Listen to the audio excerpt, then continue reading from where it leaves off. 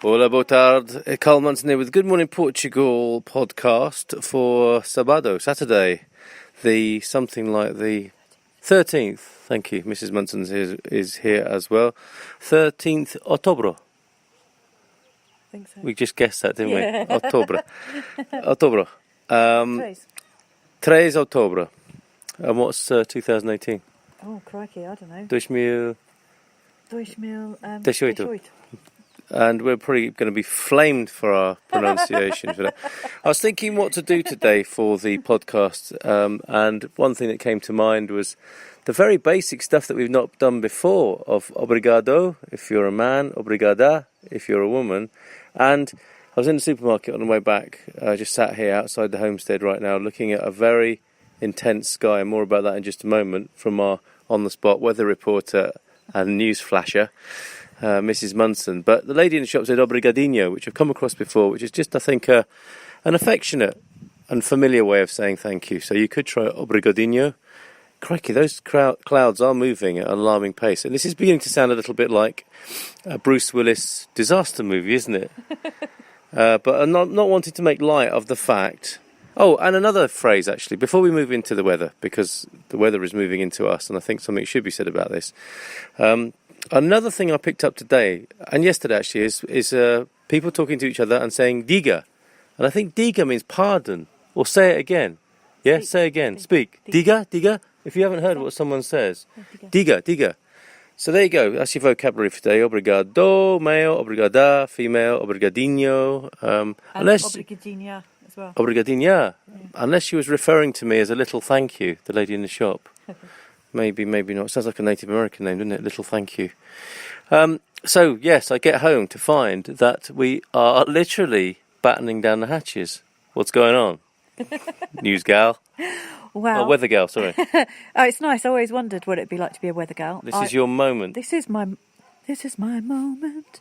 Right. Oh, no, I've got to pay a PRS fee now. Oh, God. I got a little worrying Facebook message from our landlady who said, kind of hold on to your hats, a storm's on the way, and shared a link on my Facebook page that said it's reportedly the worst storm since 1843, and that is like 1843, not quarter to 7. Yeah, and it could have winds of between 120 miles an hour or 150 miles an hour. Can't quite remember, but pretty I fast. don't really want to be outside checking either. Yeah, exactly.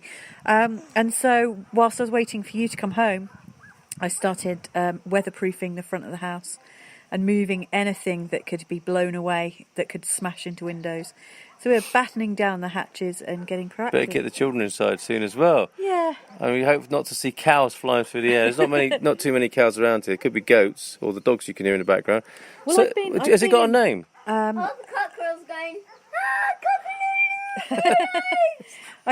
I've been in a storm with Digby. 150 mile an hour winds before. Of course you have, because you've nearly been struck by lightning, nearly Yeah. blown over by Storm Ulrika back in I can hear them now. 1989. I was in a really fierce storm in crikey, when was it? 1994 in France on the west coast, which hit all of the Atlantic coast of France, and I was running a campsite at the time, and not good. And loads of tents were lost and stuff. So you've got experience of these conditions in this situation. I mean, basically, you need to move everything that can possibly fly away and smash into your windows. Move it away.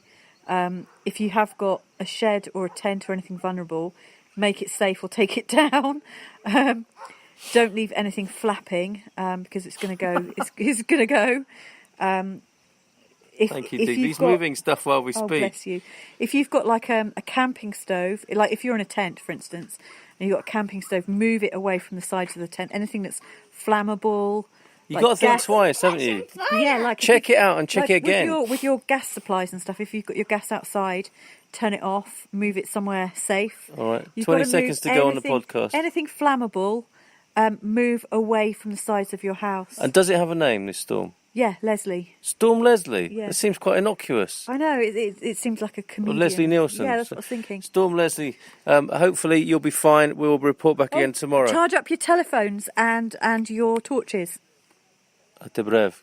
Boa sorte.